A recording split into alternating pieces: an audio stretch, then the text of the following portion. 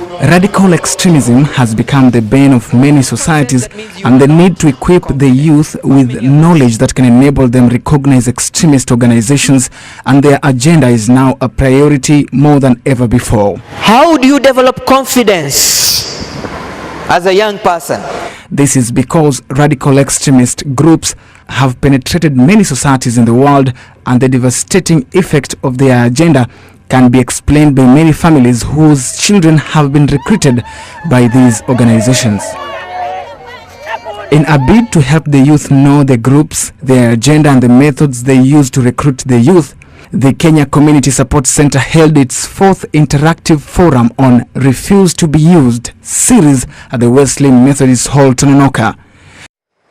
If you don't have a dream in life, you are bound to serve those who have their dreams and to help them realize their dreams. Dr. Osman conducted the training. If you don't know exactly what you want to become in your life, then you will always be assisting others realize their dreams. Unless you block your life to suit your own interest, it will be easy for you to be used to fulfill other people's interests. Unless you block your life with your own personal interests, you will always leave your door open to make other people use you to serve their interest. Groups demand for secrecy, demand full loyalty, the use of 3 C's. When do you establish that this particular organization has an agenda of radicalizing young people? What do you think could make someone understand or know that this organization is not a good organization? They normally don't want their agenda to be exposed. They don't want their agenda to be known. He said they maintain very high level of confidentiality, to an extent that some of them will even make you swear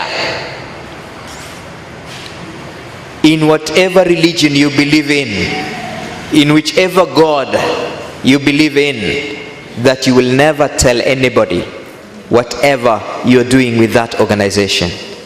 And that loyalty is based on you spending more time with them. And why do you think they do that?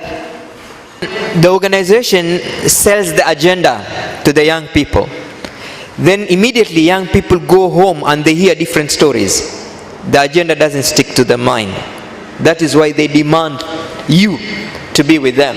They use the principle of 3 C's. The principle of 3 C's. The first C, there is creativity. That means they look at different approaches of winning your heart, stealing your heart, grabbing your heart, dominating your heart, occupying your heart. They could use money, they could use power, they could use heaven, they could use a woman, they could use anything. That is called creativity. Second, they do it consistently. If water can make a big hole on a very hard rock, words have bigger ability to make holes in people's hearts. In people's hearts. Very big. And that is what these organizations use. Words. But they don't just tell you and they'll allow you to go. They will say it regularly, consistently, until they are sure now they have gotten you properly. Are you? The last C, I said the C of creativity, the C of consistency, and the C of commitment. They make you, they force you convince you, persuade you to make a commitment.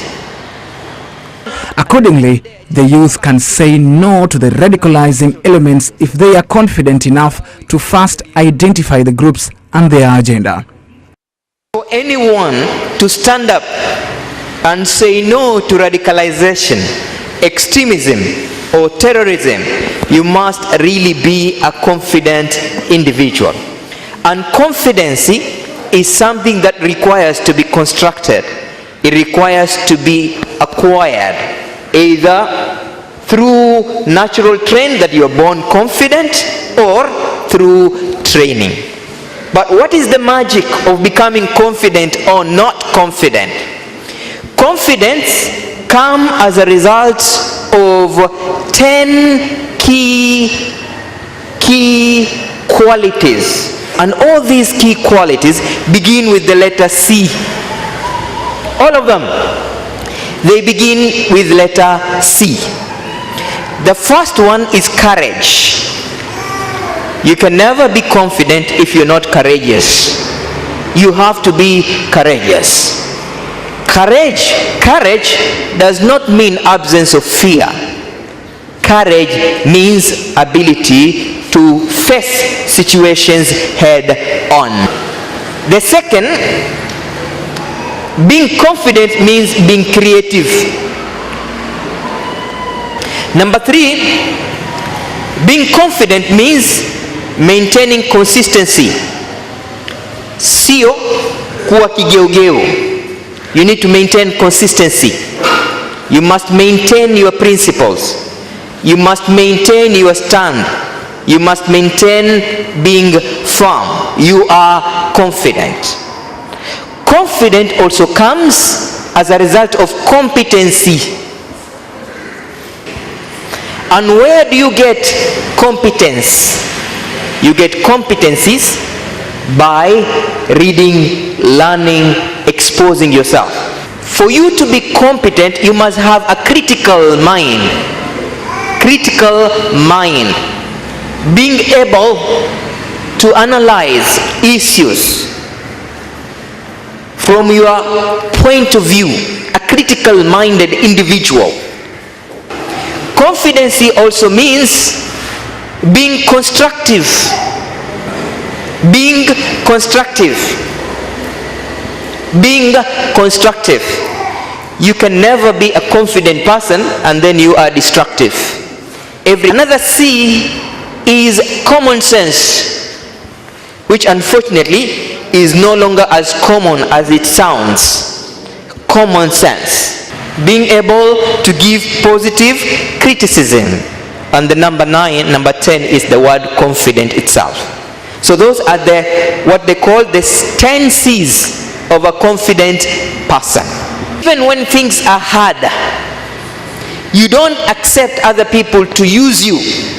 You maintain a belief system level that things are going to be fine later. One of the reasons cited for easy recruitment of the youth into radical elements is the need to fill the voids created by idleness that is caused by lack of employment.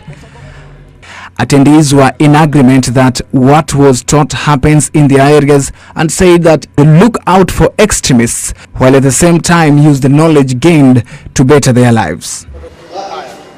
Kwa majina naitwa Kasim Juma, mkazi wa Likoni katika kikundi Youth Empowerment Project in brackets YEP.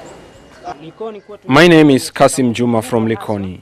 Well, Likoni happens to be a hotspot of radical and extremist groups.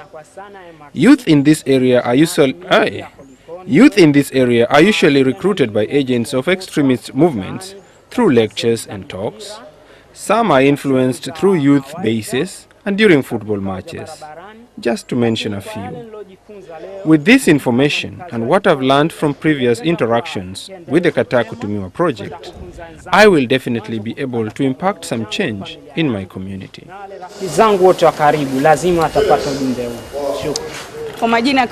Kwa majina kamili naitwa Fathia Khalid kutoka Ireland. Kwa mafunzo ya leo tumejifunza kuhusu self confident, My name's Fathia Khalid from Mombasa Island. Today's training is a big eye-opener because it has sensitized on how to improve my self-esteem or confidence. I will therefore discuss what we learned with my colleagues during group discussions to ensure this information is cascaded to the grassroots. Kwa mayouth, nitawaelezea mayouth wenzangu na wakina mama watawaelezea vijana wao. Kwa majina naitwa Shufashe kutoka Kisauni constituency. I'm Shufashi from Kisauni. I can say that we have learned a lot from Kekoske through the Kataa Kutumiwa project. For example, it has clearly emerged that an idle youth can easily fall prey to radicalizers. This is therefore a wake-up call to young people, me included, to engage in meaningful activities and share experiences and ideas through networking. Pamoja na tudumishe amani katika pande zote nchini.